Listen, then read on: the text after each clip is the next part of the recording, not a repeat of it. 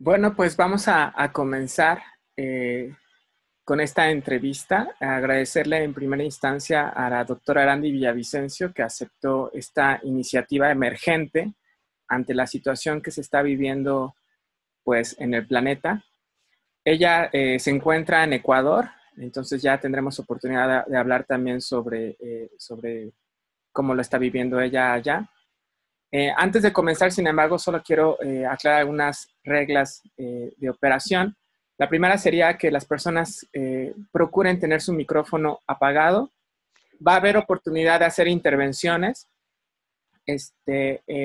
pero también, dado que no vamos a disponer de tanto tiempo para que todas las personas puedan intervenir, lo podrán hacer a través del chat que está aquí en la interfase. Y algunas de las preguntas, comentarios que no puedan ser atendidas en vivo, las vamos a poder resolver de manera posterior. Entonces, siéntanse con la libertad de hacer comentarios en el chat, de hacer preguntas. Si no da tiempo, entonces, repito, vamos a tratar de considerarlas tanto en el taller que se hará más tarde, de 5 a 7, como en las interfaces. Vamos a subir esta entrevista también a YouTube, entonces ahí también vamos a poder continuar con el diálogo. Pues vamos a entrar de lleno. Nos vamos a ahorrar un poco las presentaciones académicas. Lo primero que habría que decir, Erandi, es que me parece que en este momento difícilmente no hay una persona en el planeta que no sea afectada por esta emergencia sanitaria. Sin embargo, hay como dos grandes discursos que en este momento se están dando. Es decir, todos estamos afectados, quédate en tu casa, adáptate a la nueva circunstancia, sigue las reglas y las instrucciones que el Estado hace para que nos podamos cuidar. Y de algún modo esto pareciera que es la situación abstracta, sin embargo, la mayoría de las personas estamos lidiando con ansiedad, una saturación de información, muchas preocupaciones diferentes, ¿no? Algunos preocupados por la salud de sus padres, algunos preocupados por su propia salud, algunos preocupados por la cuestión económica, algunos preocupados por cuándo, en qué momento se va a dirimir esta coyuntura. Estamos, en cierto sentido, la mayoría de las personas saturadas de información, colapsadas emocionalmente, sin tener a veces rumbo de cómo activarnos, cómo superar esta situación en la que estamos. ¿Cómo poder entender, cómo poder dar sentido a esta experiencia sin sentirnos colapsados? ¿Cómo las ciencias sociales, cómo digamos que las experiencias también de luchas concretas que ha habido en América Latina podrían contribuir a darle sentido a esta situación en la que estamos, Erandi? Hola, hola, muchas gracias. Gracias por estar aquí. Un poco contarles que Octavio me convoca sobre todo por el trabajo que hemos realizado desde hace un rato, incluso con el mismo Octavio, con otros colectivos, compañeras, organizaciones de trabajo comunitario, de educación popular, sobre todo desde hace unos años para mí lo que me ha marcado es el trabajo con mujeres en diferentes procesos, tanto urbanos como rurales, pero también de posconflicto. Sobre todo los he estudiado en el marco de procesos de posconflicto, cómo las personas reaparecen, cómo las personas se sanan, cómo las personas pueden recobrar los sentidos de vida después de sucesos muy traumáticos. Los hemos estudiado sobre todo en los temas de violencia de género, violencia sexual, etcétera, pero es cierto que también he tratado de pensarlo desde los temas del shock social, ¿no? Ya se habrán leído por ahí ese librito de Naomi Klein, de la teoría del shock. Eso creo que da algunas herramientas que nos podrían estar ayudando para pensar que efectivamente esto es un shock, qué es lo que implica el shock, qué es lo que sucede cuando una persona, cuando una colectividad, en este caso el planeta, pierde las estructuras sobre las que se afianza un modo de vida, un modo de permanecer, de estar en el mundo, donde la sobrevivencia, nuestro cuerpo se ve frente a la posibilidad de la muerte y de que todo va a cambiar, todo va a ser diferente. Es como cuando sabemos la noticia de un familiar que ya no va a estar con nosotros, cuando pasa una guerra, cuando en México, por ejemplo, ¿no? Todo lo que vivimos en esta guerra contra el narco, con muchos familiares fallecidos, ¿cómo nos rehicimos a partir de ese dolor, de esas circunstancias?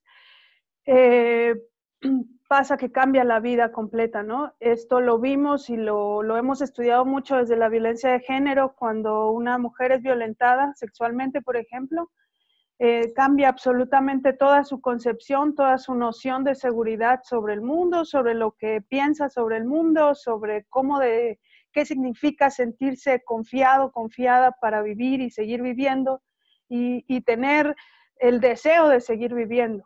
Entonces, un poco que por ahí es que está la idea de Octavio de convocar a armar una especie de talleres en los que podamos discutir esto un poco más a fondo, en los que podamos ver las diferentes fases del trauma o del shock, y que creo que nos ha ido tocando a todos y todas en este proceso de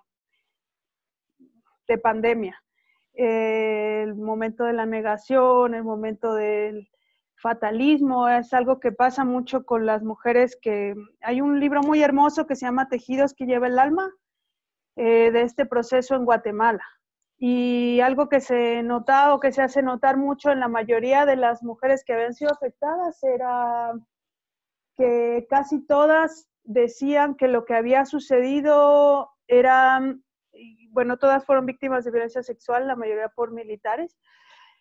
Era algo tan poderoso, tan fuera de sí, era algo tan monstruoso que podría llegar a ser un castigo divino. Es algo tan inconmensurable que no es posible contenerlo, y entonces hay una especie de terror en las entrañas que no les permite rehacer su vida de manera normal, a pesar de que casi son 10, 15 años de haber pasado esta situación.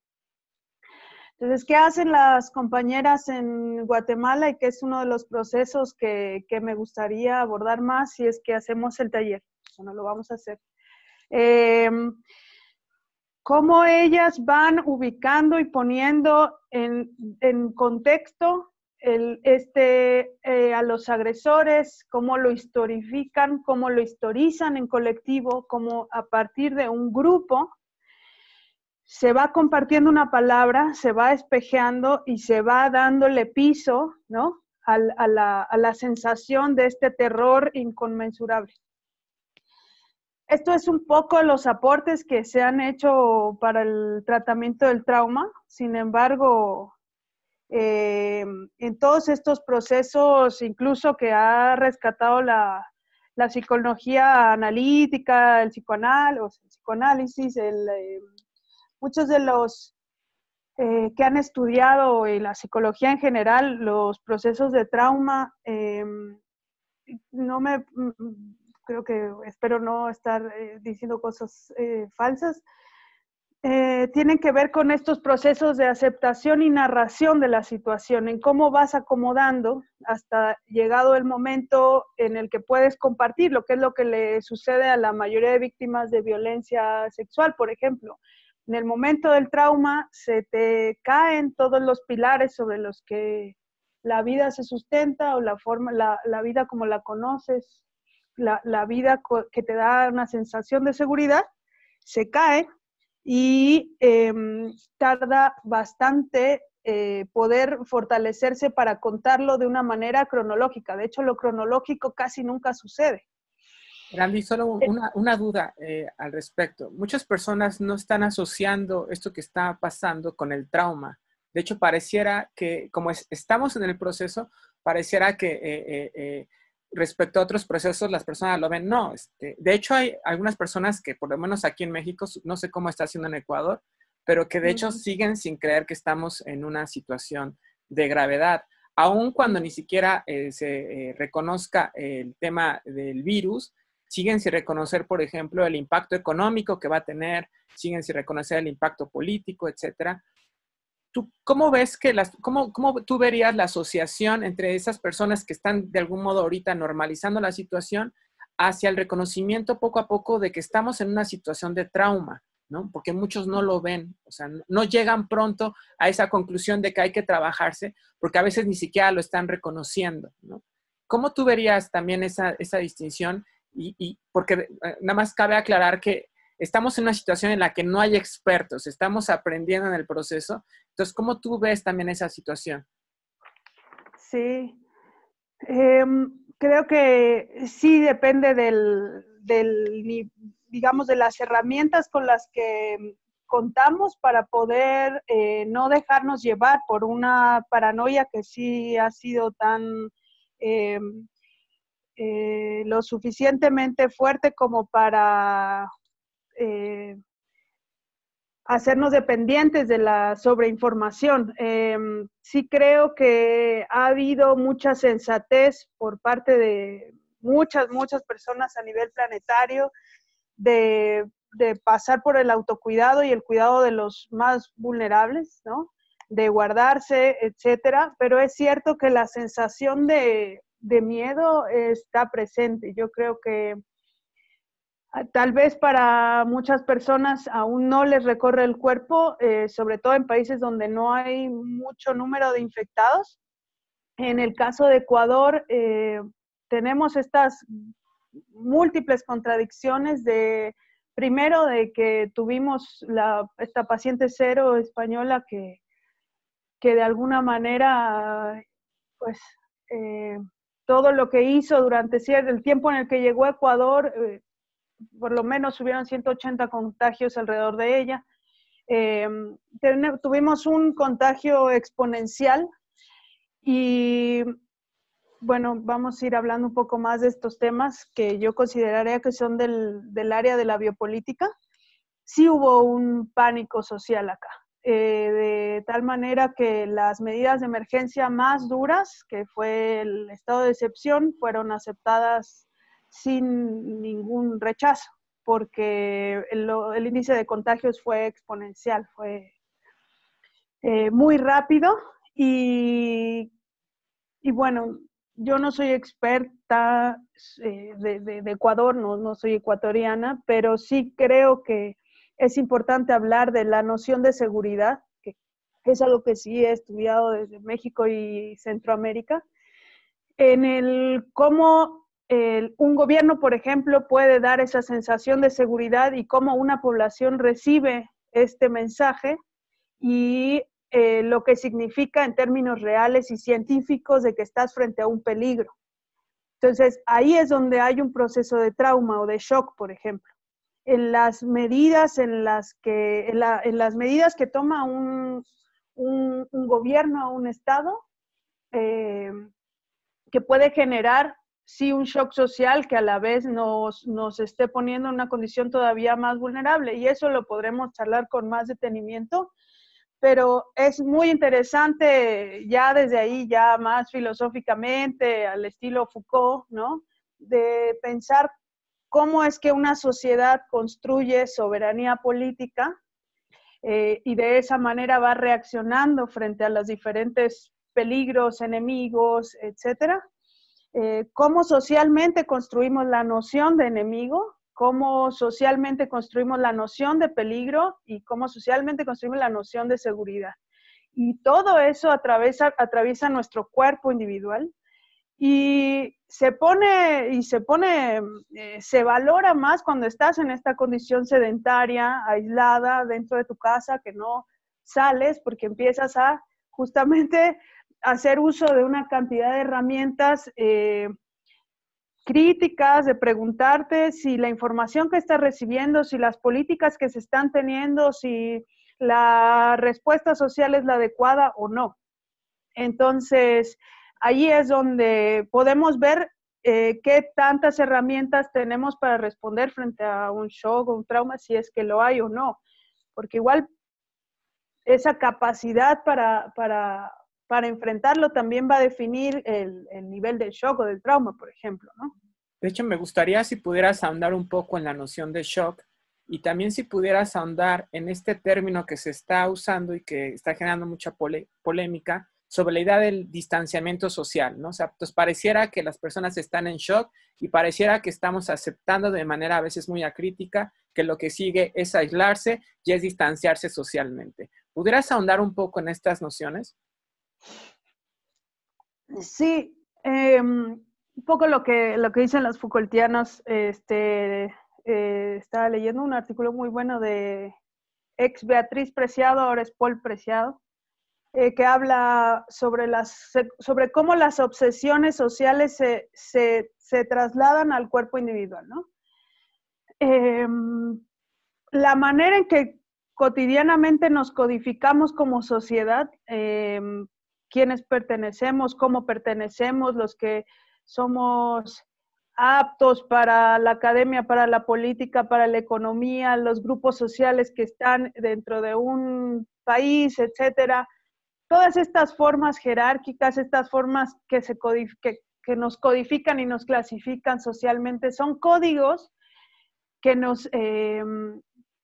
con los que el cuerpo individual también va siendo atravesado por estas formas biopolíticas. Es un poco, podemos indagar un poco más en eso después, pero un poco lo que quiero decir es que sí corresponde a algo que se llama técnicas biopolíticas. Y esas formas en que nos codificamos socialmente son las formas en las que vamos a responder en una emergencia. Frente a un shock, ¿no? Yo les puedo contar un poco desde acá, de hecho habrá algunos compañeros y compañeras que estén aquí en este chat de Ecuador. Cuando vivimos el paro, fue el paro nacional, que ahora lo vivió Chile también, hubo una especie de quiebre, ¿no? Del decir antes y el después del paro. Y un shock es eso que va a transformar y trastocar la vida por siempre.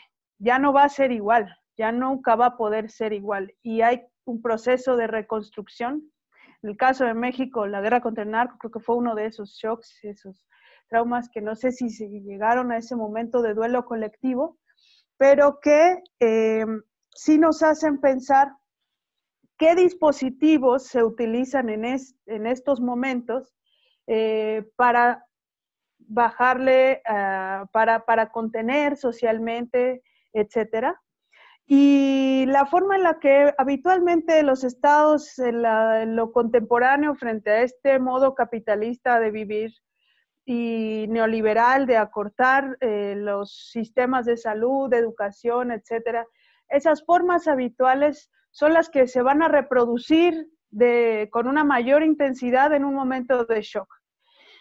Yo les cuento un poco lo que nos pasó.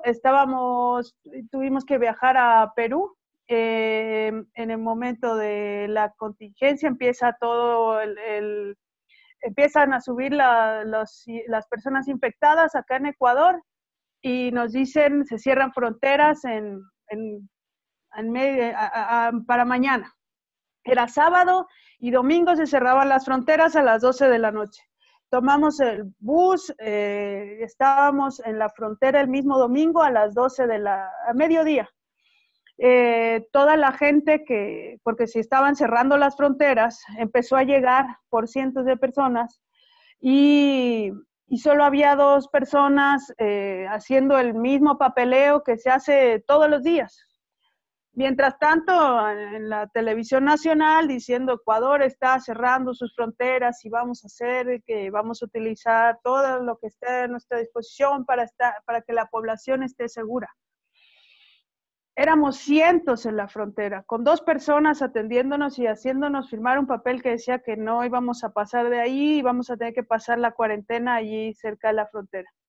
Las personas agolpándose, llevamos cerca de 8 o 9 horas, con un calor tremendo, zancudos, moscos, sin comer. Si ahí hubiera habido un contagiado, nos íbamos todos a la Pachamama. O sea, ¿En qué sentido las formas en las que estamos haciendo política, economía, sociedad en un momento cotidiano, en qué momento van a cambiar en un momento de emergencia? Solo se van a reforzar. Las formas en las que se ejecuta una noción de seguridad o una práctica de seguridad social se refuerzan al momento de la emergencia sin que realmente ubiquen la causa de la problemática, que en este caso es un nivel biológico, es un nivel de contagio justamente de un contacto corporal que no puede estar hacinado. O sea, que cuando esté hacinado va a perecer. Entonces, un poco la pregunta que mencionas, ¿cómo vamos a responder frente a emergencias si cotidianamente en una situación normalizada no estamos respondiendo con todo lo que se necesita para un buen vivir, como dicen acá en el sur, ¿no? En términos de salud, de información, de educación, de organización social, de colectividad, de comunidad, etc. Sí, es que justo lo que te iba a decir es de que aquí hay una idea de que el distanciamiento social es, inclusive para cierto sector de la población, es un vete a ver televisión o estar en redes sociales. Para otro sector de la población es no puedes salir a trabajar y ganarte el pan, ¿no? Hay una diversidad como de experiencias que se están viviendo, pero en general hay una falta de idea de cómo darle sentido a esta experiencia, ¿no? O sea, pareciera que lo que se está acatando a veces de manera muy acrítica o muy pasiva es quédate en tu casa y sigue las instrucciones sanitarias, ¿no? Entonces, las personas entonces se quedan en su casa, pero en sus mentes, en sus emociones están desbordadas y empiezas a ver una serie como de experiencias que al Estado, por supuesto, no le importa, como es la experiencia de que qué voy a hacer para ganarme el pan, sobre todo en una economía como la latinoamericana, en donde un cautiverio pues deja sin comer a millones de familias, ¿no?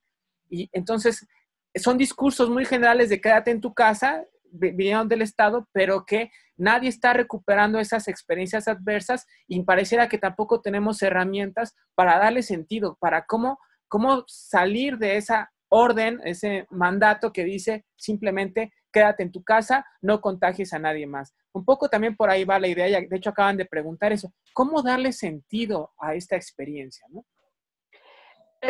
Y es que sí creo que eso es lo más fuerte de la situación, que estos mensajes, estas respuestas estatales, estas respuestas de estado de excepción, estas respuestas de aislamiento total, no van acompañadas de todos esos múltiples saberes, resistencias, tipos de organización que el ser humano nos hemos dado y hecho a lo largo de la historia siempre para sobrevivir como especie, como comunidad, como pueblo. Y sí están surgiendo alternativas y propuestas de organización precisamente sin pasar por alto todas las recomendaciones y la higiene, todo lo que puede estar salvándonos la vida. Pero lo importante es ver, y otra vez vuelvo a esta noción de la biopolítica Foucaultiana junto con esta idea de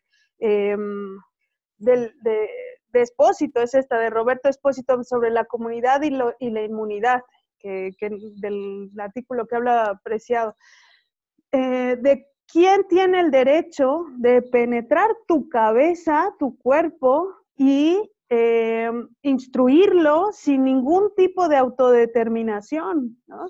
Que tu corporalidad, tu pensamiento gire solo en torno a ese mensaje y a ese análisis social que se sustenta en todos estos análisis científicos, pero que no nos permite ver todo ese entramado de poder que está afectando y cruzando nuestro cuerpo individual.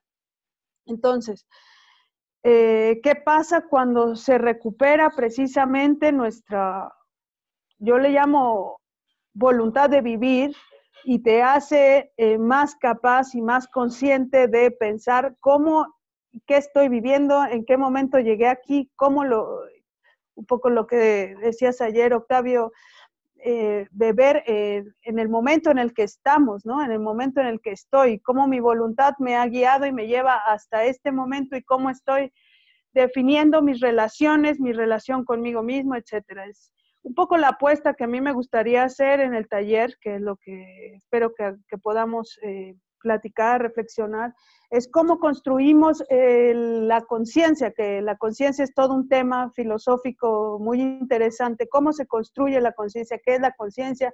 La conciencia es solo la red neuronal y las funciones de la red neuronal y todo lo que nos pasa dentro del cerebro, o hay una conexión con una red simbólica que también nos afecta corporalmente.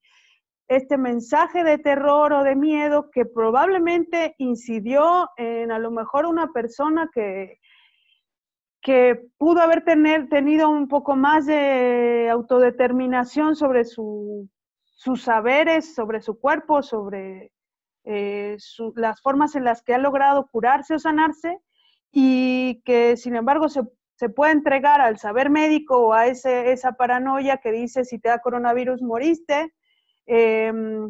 Cómo recurrimos a los saberes en los que habitamos, los lugares en los que habitamos, por ejemplo, con saberes medicinales de plantas, acá en Ecuador.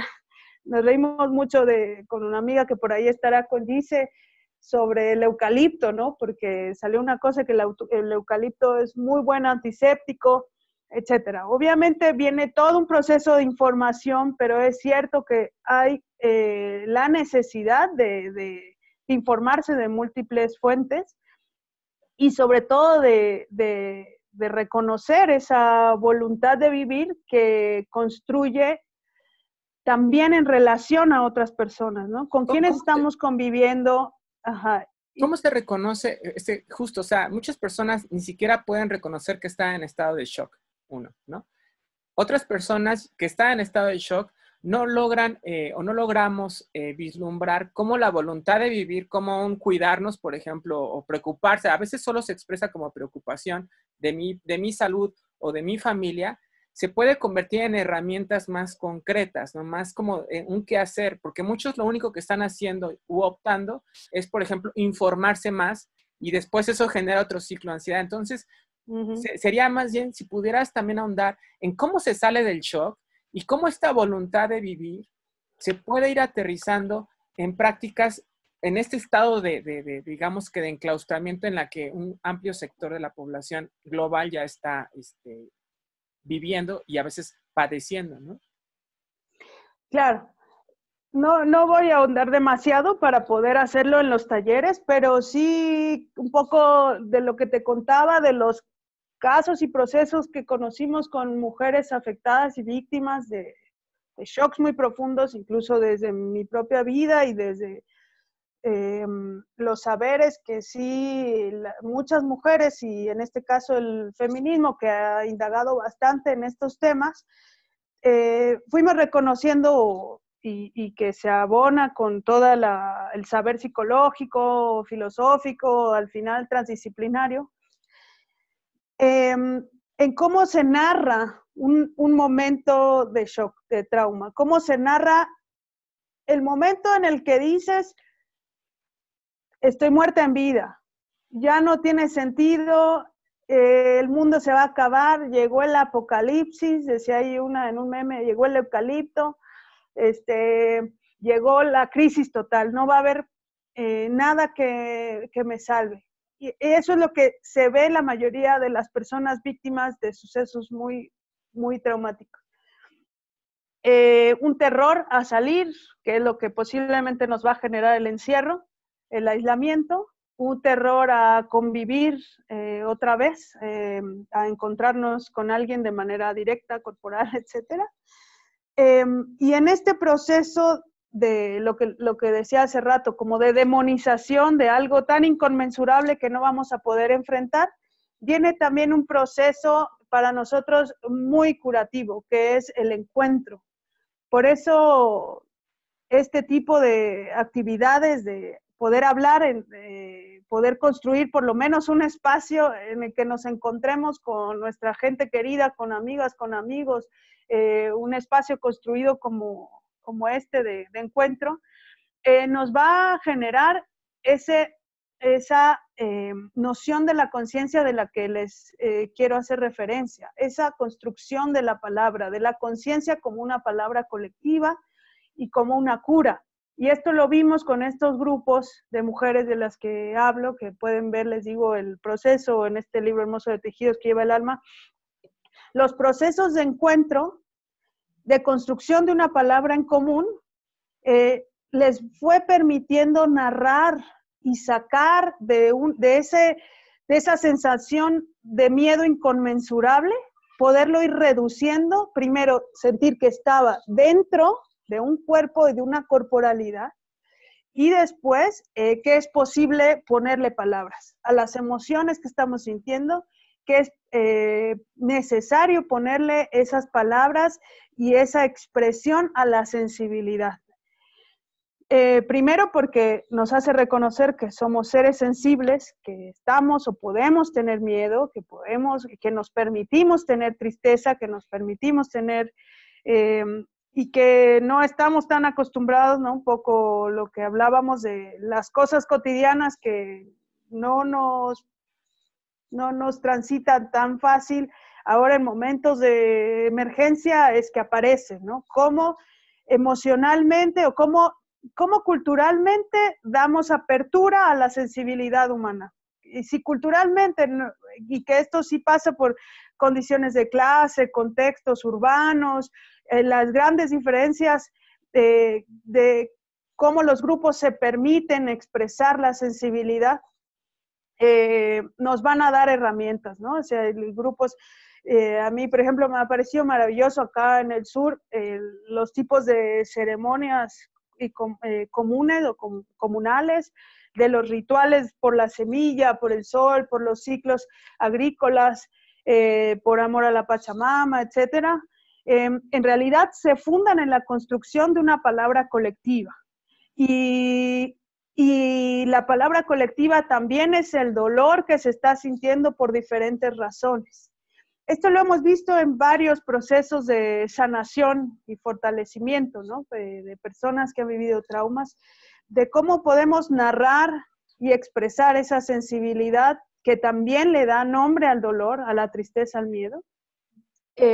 Y comienza una activación de construcción de vínculos que te hacen mirar nuevos sentidos de vida, ¿no? Que no te hacen perderte en el dolor ni en el miedo de esto ya se acabó, el fin del mundo está aquí, etcétera. Sobre todo yo creo que el shock ahora va a ser el desajuste económico, ¿no? Más bien la crisis laboral, etcétera, que vamos a vivir, y ahí es que tenemos que tener todas estas herramientas, me parece.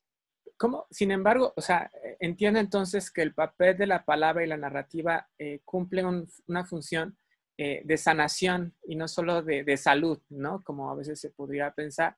Sin embargo, hay una idea de que las redes sociales, el Facebook, todo esto, abunda, por decir de algún modo, la palabra. Sin embargo, algo no está funcionando con estas redes en ese territorio de poder narrar. Es decir, ¿cómo tú verías las posibilidades y al mismo tiempo los riesgos de usar las redes, digamos, de manera, digamos que desorganizada, por decirlo de algún modo? ¿Cómo podría hacerse en una situación de enclaustramiento y solo con estas mediaciones un ejercicio como de construcción de esta palabra colectiva como tú la estás mencionando? Sí.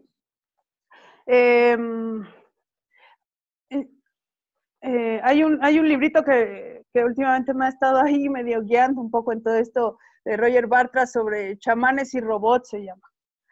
Y cuenta cómo hay un montón de formas justamente de eludir un dolor o de eludir una sensación de miedo, de angustia, de enojo. Tenemos muchos paliativos, muchos placebos. Por ejemplo, las redes sociales, ¿no? A mí me encantan, por ejemplo, el celular, la computadora, las series de Netflix, etcétera, que son algo que nos hace sentir menos dolor. aquí la pregunta es qué tanto nos está haciendo evadir un conflicto que está ahí presente, qué tanto nos da realmente información sobre las causas de lo que puede estar generando paranoia, por ejemplo, o qué tanto me da información sobre cuáles son las causas de esa pandemia, etcétera.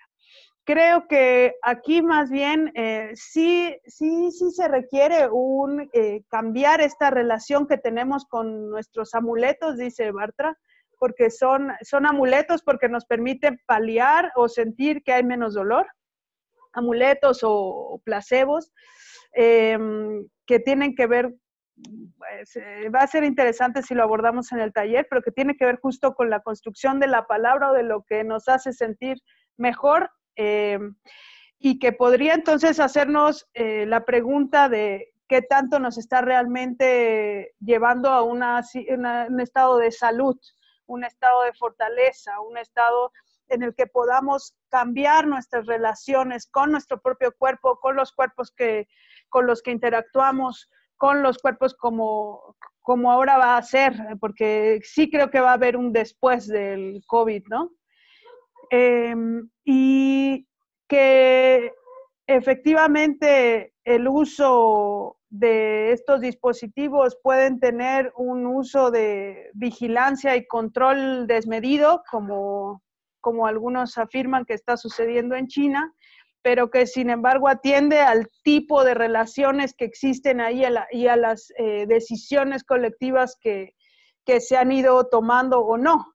Entonces, en ese sentido, ¿en qué momento nos vamos a hacer la pregunta de cómo yo me relaciono conmigo mismo y qué tanta determinación tengo sobre mí como para dejar entrar o no información innecesaria? ¿Qué tanta voluntad tengo, por ejemplo, para conocer de qué manera se ha resistido en minorías, en colectivos, en comunidades con sus saberes ancestrales? ¿Cómo me aferro a esta voluntad de vivir y de vivir sabiendo que solos no estamos y que mucha gente se ha salvado también por ese ejercicio de colectividad, ¿no? Pensar que los derechos sociales que se han ganado han venido por procesos de organización de colectividades enteras. Entonces, sí creo que es el momento de despertar esa conciencia que yo estoy tratando de decir. Tiene que ver con la construcción de esa palabra colectiva que nos permite sentirnos en lo profundo verdaderamente seguros, no frente a mensajes o mecanismos que son totalmente externos, que tienen que ver con los cierres de fronteras, las Fuerzas Armadas en las calles. Esas sensaciones de seguridad, creo yo, son bastante superfluas, no corresponden no dan una sensación real más, no de seguridad, sino de salud. No me parece que son saludables. Y ahí viene ese proceso de autodeterminación y construcción colectiva de la palabra. De hecho, una pregunta que te quería hacer justo es de que algo que está a parecer ocurriendo tanto en Italia como en España es que el enclaustramiento está generando una serie de padecimientos, no solo digamos que del orden biológico, sino por ejemplo, si ya había violencia en el ámbito privado, por ejemplo, contra las mujeres, se está acentuando. Entonces, pareciera que estamos también en el inicio de una serie de adversidades para sujetos que no pueden construir esa palabra colectiva. Y de ahí que me importa mucho tu perspectiva de cómo construir palabras colectivas, narrativas de sanación, espacios de encuentro, cuando pareciera que, por ejemplo, cuando pareciera que estás atrapado, ¿no? Ya no solamente en la coyuntura, sino, por ejemplo, en la unidad doméstica, en tu casa, ¿no? Con una persona con la que, qué sé yo, te casaste, pero en realidad esta es una relación violenta y sometida. ¿Cómo lidias desde esas adversidades y qué posibilidades tú ves de resistencia y de construcción de esa, digamos que ese mecanismo de la palabra, que la palabra tiene, frente a estas situaciones? Sí, Pues es una gran pregunta, ¿no? Que todo el tiempo estamos tratando de hacernos. Muchas de las colectivas feministas, todas han estado constantemente emitiendo muchos mensajes de estamos preocupadas por las compañeras, las mujeres que puedan estar en situaciones de riesgo en aislamiento. Algunas han dado respuestas como, primero, el aislamiento no tiene por qué ponernos que hacernos retroceder frente a lo que ya se ha alcanzado, ¿no? Es cierto que, por ejemplo, cuando uno va a hacer trabajo comunitario, sobre todo para hablar con mujeres, siempre nos dicen, oye, tendrás cuidado porque tú puedes despertar el avispero y te vas. Y aquí las mujeres se quedan con la gente que podría violentarlas, ¿no? Y ahí es donde pueden aparecer femicidios, porque justo los momentos más álgidos de la violencia vienen cuando hay un rebelarse frente a una dominación, ¿no? Entonces, con este deseo de someter, podemos hacer y poner a gente en riesgo. Y creo que el feminismo estaba en un punto tan fuerte a nivel internacional que esto no podría y no debería de significar su retroceso. Hay mucha información que ha podido salir y llegar a mujeres, aún falta mucho, pero llegar a mujeres que están en situaciones como estas, pero también creo que falta mucho justo construir estas herramientas de cómo se generan diálogos para poder enfrentarnos en estas situaciones sin correr un riesgo y sin ponernos eso, ¿no? Usar la fuerza como se podría pensar que puede pasar. Entonces, creemos que para que exista un proceso de encontrarse un agresor con una persona agredida como para poder hablarlo y decir, a ver cómo solucionamos esto que está pasando, tiene que haber un proceso comunitario, tiene que haber un proceso social que está comprendiendo las causas de esa violencia que justamente no son del ámbito privado y que lo privado es completamente público e histórico. Si no hay esos procesos de diálogo a nivel social, a nivel comunitario, no podemos poner en riesgo en este momento de confrontarnos frente a agresores que sí nos ganan en fuerza y que además viene justificada su violencia y que la mayoría de las mujeres que viven esta condición de sentir que no pueden transformar sus vidas y que la sumisión es lo que les toca, todo esto tendría que pasar por esa palabra colectiva, ¿no? De todo ese, lo que pensamos desde varias colectivas feministas es sí o sí, primero, pensar en cuáles han sido esas resistencias de mujeres que han logrado salir de situaciones de violencia, cómo se pueden comunicar con organizaciones o mujeres que a lo mejor si no están juntas, de alguna manera podrían ayudar, cómo sentirse en esa construcción colectiva de no estoy sola, ¿no? Y para mí algo hermoso que me ha dado el feminismo es esta idea del vivas nos queremos, porque creo que toca justo lo que hablábamos hace rato sobre la voluntad de vivir. O sea, estamos en un momento de tanto riesgo que ya no podemos hablar ni de la voluntad de saber, la voluntad de poder, la voluntad de transformar, sino en la más básica que es la voluntad de vivir. Entonces, ahí hay toda una serie de herramientas de autocuidado, ¿no? Para no ponerme en riesgo, pero también para ir comprendiendo por qué estoy en este lugar y cómo llegué aquí. Y ahí creo que es que tenemos que compartir todas esas herramientas cognitivas, esas herramientas de sensibilización que pasan por justo la narración colectiva de esto es histórico también, esto es político, esto puede politizarse, esto no es natural, etc. ¿Cómo tú verías, ahorita están haciendo algunas preguntas, pero algunas de ellas me parece que son importantes, es que en tanto hombres como mujeres estamos siendo arrojados no solamente al ámbito privado, sino a la proximidad con la muerte, a la proximidad con nuestros miedos, bajo un esquema de no saber cómo colectivizar la palabra, bajo esquemas de desigualdad, bajo esquemas de violencia. ¿Qué papel tú crees que juega aquí y un poco saliéndonos de este esquema muy cientificista de cómo se está enfrentando una pandemia como esta, ¿qué papel crees que juega aquí, por ejemplo, la espiritualidad para aquellos momentos en los cuales justo pareciera que lo que hay es, no hay interlocutores, ¿no? No hay, y hay esta sensación entonces de ansiedad doble, uno de por sí la situación que ya tenías, la situación que se está viniendo e inclusive ansiedad por los escenarios futuros que se ven muy adversos, ¿no? Lo digo también por esta perspectiva latinoamericana que podríamos recuperar de que finalmente vivimos en sociedades con arraigos espirituales muy diversos. ¿Qué papel tú crees que juega este tipo de dimensiones en todo esto? Yo creo que va en ese mismo sentido. Lo espiritual me parece que es también ese proceso de conciencia personal y colectiva. Este proceso en el que se limpia con la palabra.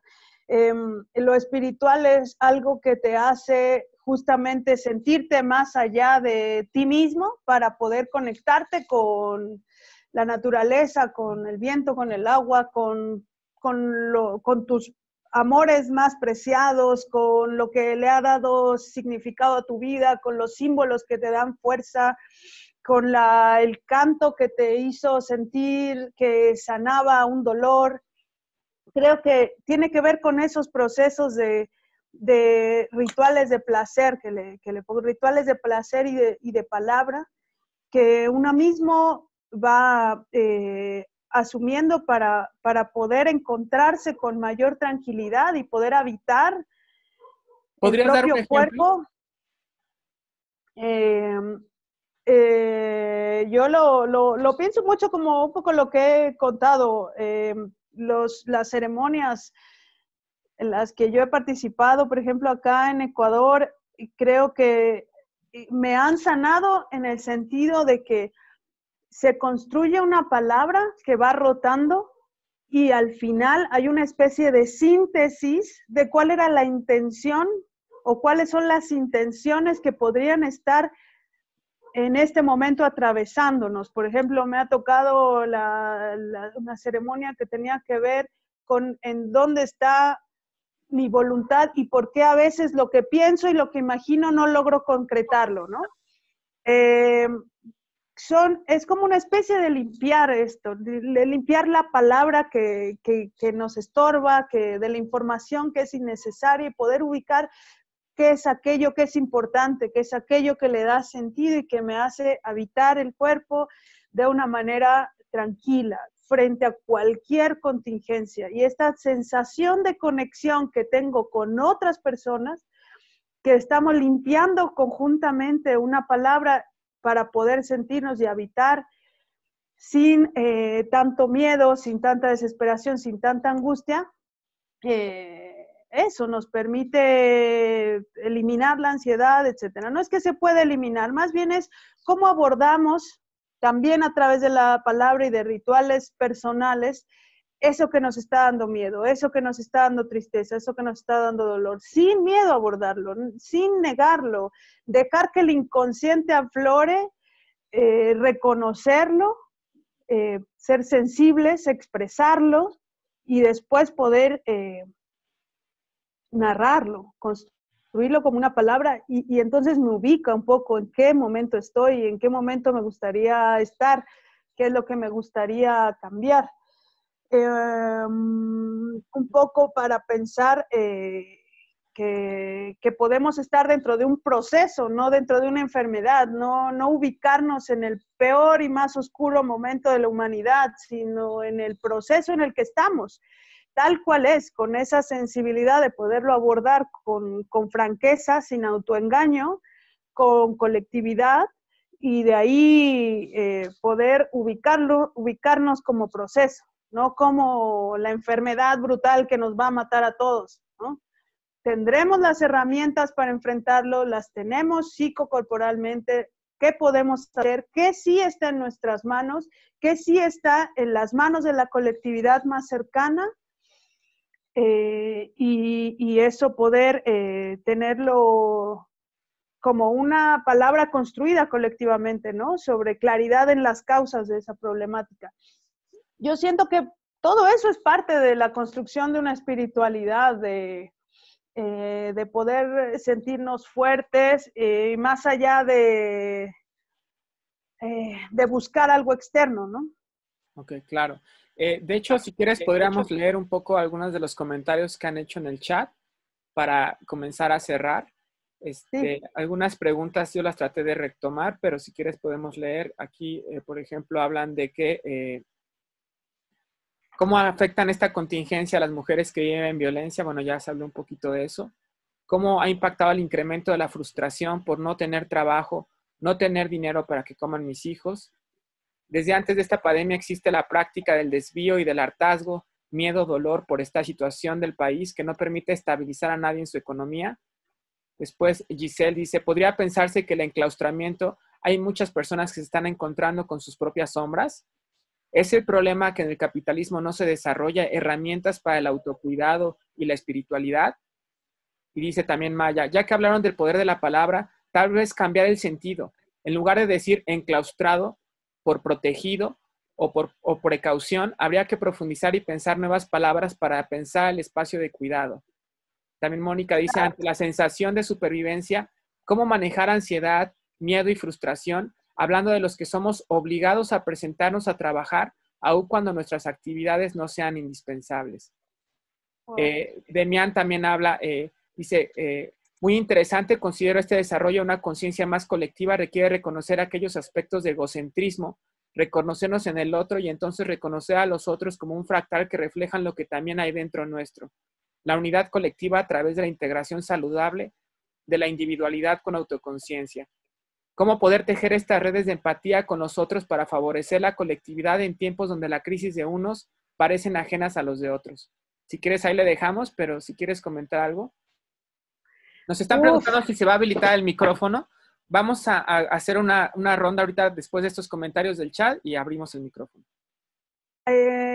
No, hombre, es que están tocando los temas neurálgicos, o sea, claro, las personas que están teniendo que salir, las que se están quedando, pero quedándose sin comer, y sí creo, antes de que abramos el micrófono, porque creo que ya es pertinente, tenemos que indagar por todos los medios cómo fortalecer esas redes y esas organizaciones, esas resistencias colectivas, cómo podemos hacerle. Yo he estado viendo algunas que se están planteando, pero sí es tiempo de rehacer los vínculos y sé que hay cosas muy dolorosas que pasan por el cómo le hablo a mi vecino que hace un montón que me vengo peleando, cómo reactivo ese vínculo, cómo reafirmo una posible palabra para la resistencia, cómo me organizo mínimamente. Creo que eso es muy duro de enfrentar.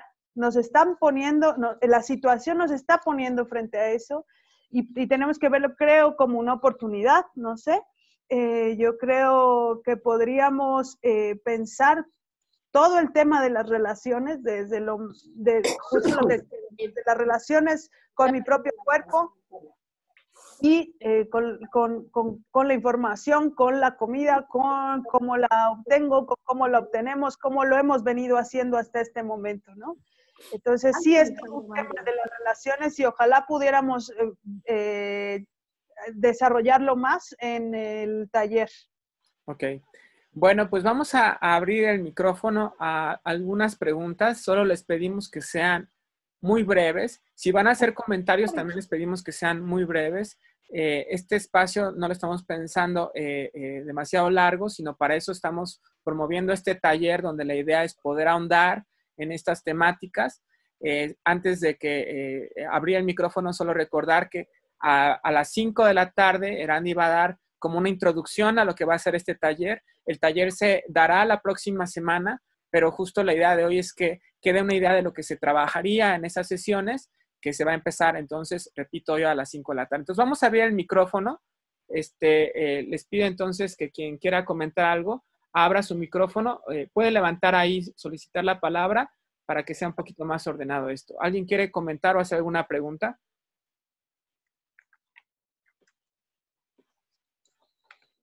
Maya, no, perdón, Nina había solicitado.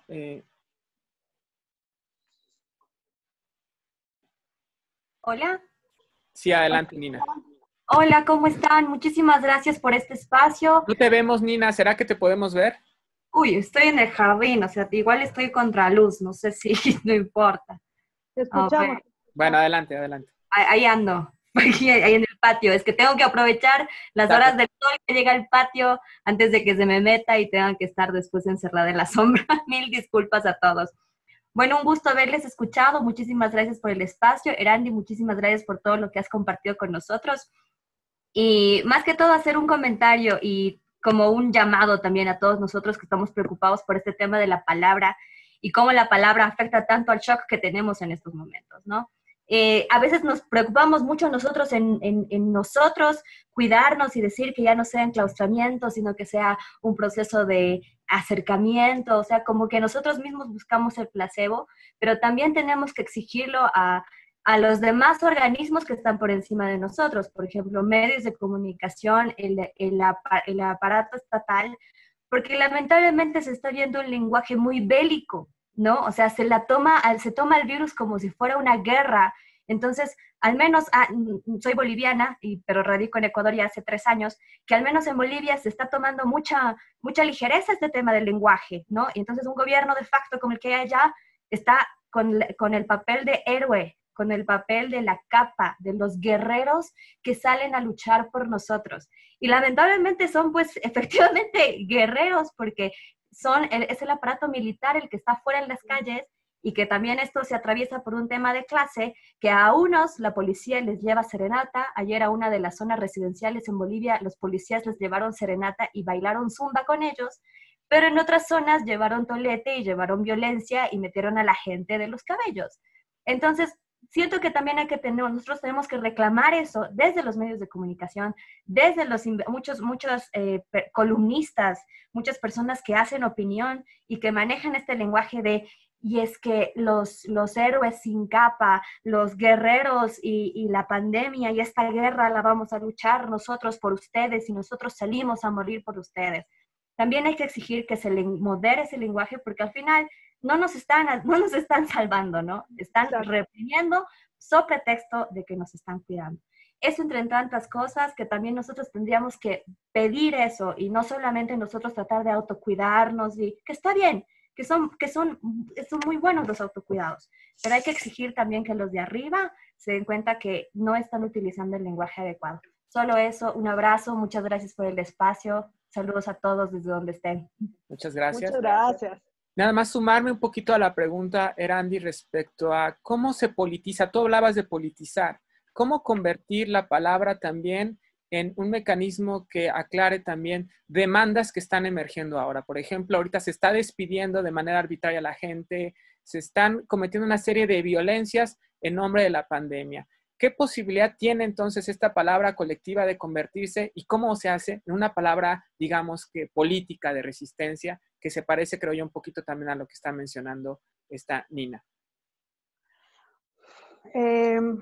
Yo creo que viene justamente el plantear de antemano que la idea del Estado y de sociedad, en la manera en la que la conocemos, resituada en esta idea de territorio nacional, fortalecido por los ejércitos, por las ideas de seguridad policíaca, de control y vigilancia social, etcétera, no nos da ningún tipo de inmunidad frente a una contingencia como esta, por ejemplo, pero en ninguna otra condición. O sea, precisamente, como, Mari, ¿te llamas Mari? Como nos menciona,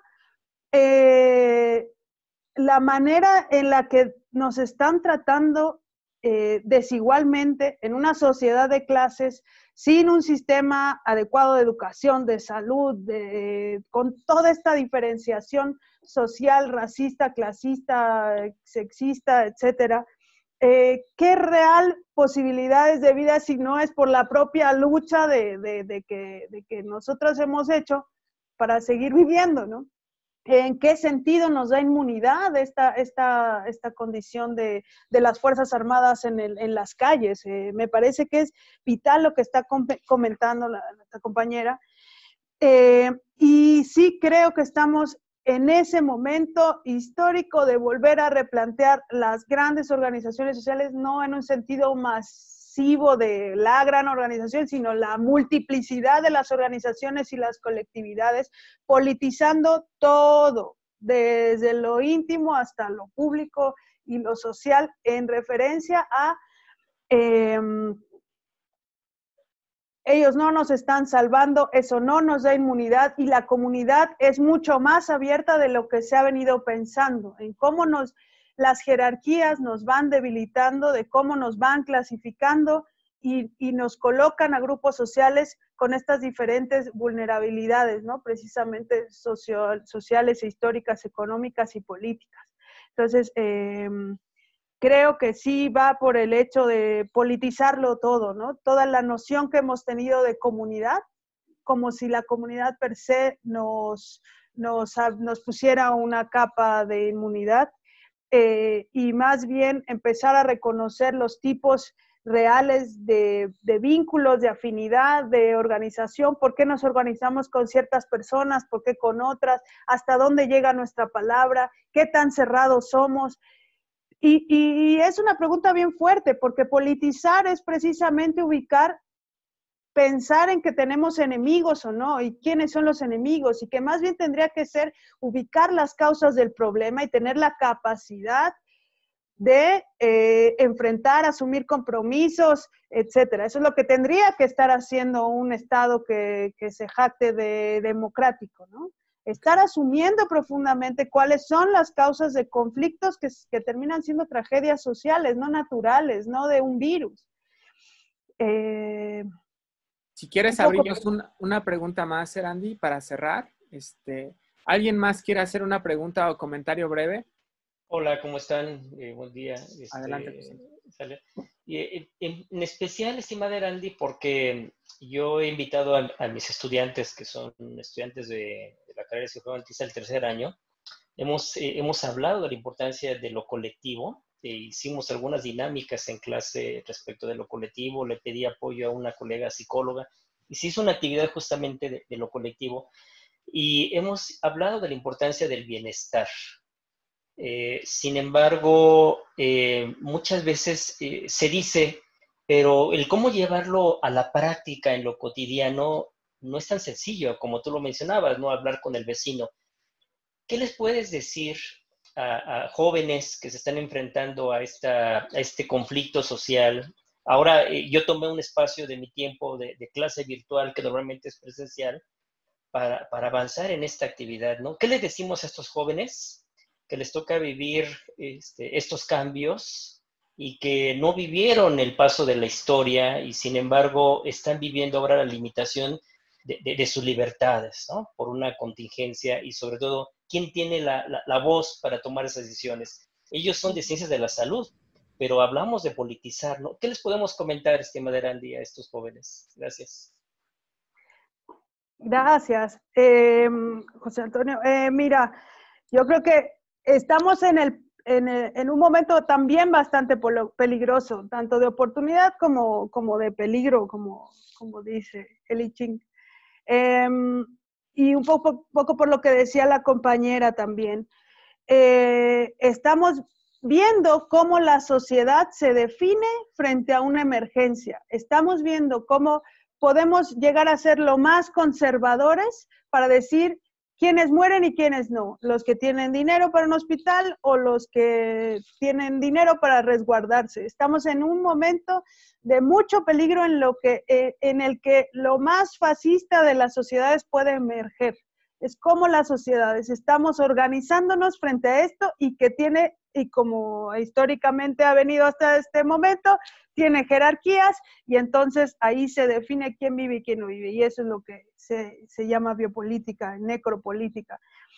Entonces, en estas formas de gestión, creo que tenemos mucho por hacer y reconocer que las diferencias que la sociedad nos hace ver entre nosotros, como estos estigmas, estos estereotipos, tengo cuerpo de mujer, soy morena, vivo en tal lugar, entonces ya tengo una serie de pensamientos y una clasificación social que de antemano está presente, ¿no? Atravesando este racismo, este sexismo, este clasismo, también a las juventudes y las nuevas generaciones. Entonces, ¿en qué medida tomamos conciencia y autonomía para comenzar a desarticular esa serie de códigos sociales y empezar a mirarnos desde una manera mucho más vital, organizada, que potencie la inclusión, no la exclusión?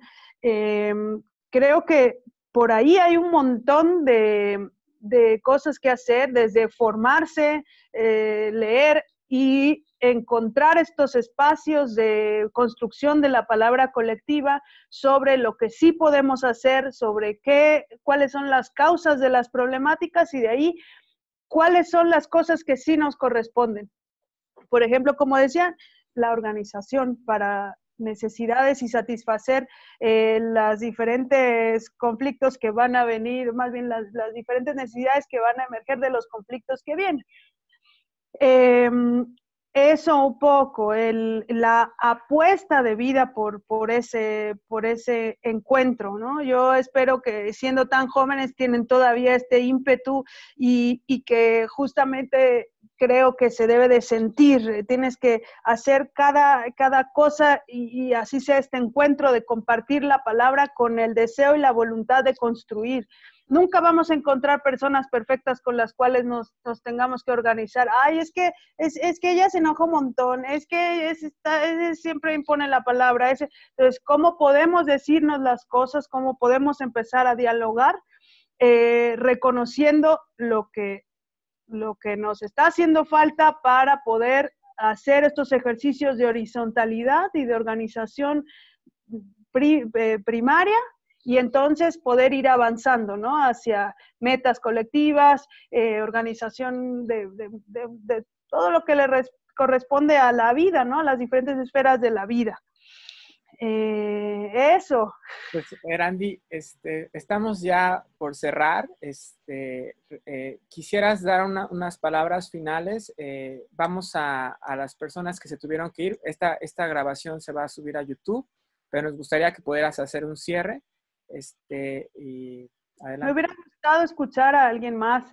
¿Quieres que hagamos algo más? Bueno, adelante, a ver, hagamos una participación más. ¿Alguien quisiera hacer una pregunta, comentario breve? O cerrar también con nosotros, conjuntamente.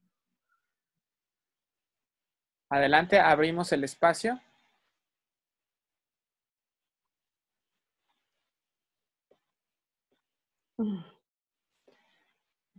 Bueno, bueno, solo decir que en el taller espero poder compartir algunas de estas herramientas. Perdón, ya hay alguien. Adelante, Lilia. Sin duda alguna, Erandi y todos los participantes, pues yo creo que desde darnos a la tarea de dar cuenta que estamos en shock por cómo nos hablan, por cómo nos establecen estas ideas de salud, estas ideas de responsabilidad con los otros para no contagiarlos. A mí me pone en una situación de mucha pena, mucho dolor con lo que decías ahora, Erandi, que ese es lo último que me ha puesto a reflexionar en estos días, porque justamente es cuando hoy se marcan más estas diferencias. ¿Qué tanta paranoia le da a la clase media para arriba contagiarse? ¿Cuántos se preocupan que desde su condición de facto seguramente no se van a contagiar? ¿No? Porque van a tener para comprarse todos los geles, para limpiarse todo el día, teniendo casas enormes para estar en donde quiera de sus habitaciones. Y que no estamos ni siquiera pensando que toda la gente, que tenemos cada vez más niños diabéticos, más adolescentes diabéticos, más personas jóvenes con problemáticas de obesidad y enfermedades sistémicas, que son las personas mucho más vulnerables y, como decías, que a todos esos les toca y a hoy nos vamos a deshacer de ellos, que esta es la oportunidad para volvernos a dar cuenta que lo único que nos queda es seguir pensando en, pues si a mí no me toca, no me toca, ¿no? No entiendo de verdad. a veces estos modelos, tanto económicos como políticos, que nos quieren llevar a una situación en donde el enfrentamiento a la vida o la muerte no se va a determinar porque tú me lo digas, gobierno, o porque tú establezcas la forma. Se está estableciendo de otra manera, sin ni siquiera haberlo pedido ni pensado, ni siquiera poder tomar la opción de yo no lo quiero así. Eso es todo. Yo sí estoy en shock. Gracias, Lidia. También, de una vez, Erandi, hay otra pregunta aquí que se reitera. Quisiera saber cómo afecta la contingencia a las mujeres que viven violencia. Entonces, si quieras hacer la respuesta a ambas y hacer el cierre, adelante, Erandi. Sí, un poco comentarle a la compañera que nos acaba le agradezco mucho su palabra, pedirle que por favor toda esta sensibilidad y que también viene con toda esta conciencia política de la desigualdad social, expresémosla, y hay muchas formas de expresarla y también es palabra que podemos ofrecer y compartir a otras personas que no están viendo este enfoque. Y valorar sin que esto sea suficiente. No estoy diciendo que sea suficiente, pero sí es importante valorar esta palabra que estamos sintiendo y que está emergiendo de nuestras entrañas, de estos momentos de shock en los que se pone en jaque todo. También, ¿de qué manera poder ayudar? ¿De qué manera poder ofrecer apoyo a las compañeras que pueden estar viviendo violencia, ¿cierto? ¿Cómo afecta la contingencia a las mujeres que viven violencia? Es una pregunta. ¿Cómo se llama él? No, es brutal. Mamá. Es brutal y o sea, justamente lo que decimos, ¿no? Las diferencias de clases y de contextos. Muy seguramente las mujeres que están en esas situaciones ni siquiera tienen internet para pedir una ayuda y no lo están leyendo, incluso o sea, no, es muy, muy difícil y creo que es momento de que también, como de lo que estamos hablando, quienes estamos teniendo herramientas de comunicación y ciertos privilegios, sí pudiéramos estar intentando hacer algo. Hay bastantes colectivas que están ofreciendo sus apoyos, hay que hacerles llegar esa información como se pueda, intentar seguir en este acuerdo por vivir, ¿no? En el Vivas Nos Queremos, en el poder conjuntar de alguna manera se pueda desde las diferentes trincheras un poco y ponerle ahí en el Facebook, en las redes, buscar de qué colectivas están haciendo cosas y creo que eso va a ser lo importante de tener estos espacios. Ver cada vez y conocer cada vez más y mejor cuáles han sido las diferentes resistencias que las resistencias de minorías, de grupos que han logrado organizarse frente a problemáticas como la desigualdad social y otras que les ha hecho sobrevivir, ¿no? Recuperar esos saberes de resistencia me parece importantísimo. Y compartirlas, hay muchísimas formas de compartirlas y seguir organizándonos para algo que viene todavía más duro, ¿no? Que puede ser no solamente todo este desabasto económico o laboral, sino también de las versiones más conservadoras y fascistas en América Latina y el mundo.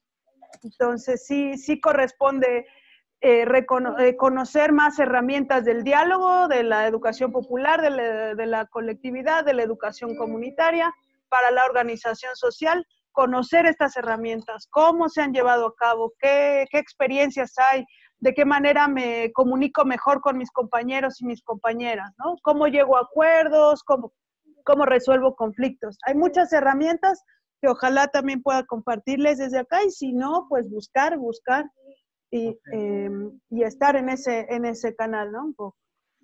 Erandi, pues no queda sino agradecer también a todas las personas que se dieron el tiempo para ver esta entrevista. Les invitamos a que participen en el taller. Erandi va a hacer una introducción a este taller a las 5 de la tarde el día de hoy. El taller se daría la próxima semana. Es un taller corto, breve, pero con el cual buscamos dar de algún modo una respuesta que justo contribuya a esta necesaria colectivización, a esta necesaria solidaridad frente a esta situación que estamos viviendo en latitudes tan diferentes como ahorita Erandi que está en Ecuador, y personas que se han conectado también de otros países. Entonces, esto es una oportunidad que a través de estas vías podemos aprovechar. Entonces, a partir de las 10 para las 5 vamos a subir el link de la reunión de Zoom para las personas que están interesadas en tomar este taller con Erandi, que va a estar aquí con nosotros y nosotras. Muchísimas gracias, Erandi. Construcción colectiva también. Exacto, será de construcción colectiva. Muchas gracias, Erandi. Gracias a todos. Gracias. Gracias por la escucha plena. ¿Cómo se llama? Gracias. Un poco impuesta. Hasta luego. Hasta luego. Gracias. Hasta luego. Un gusto. Hasta luego. Gracias.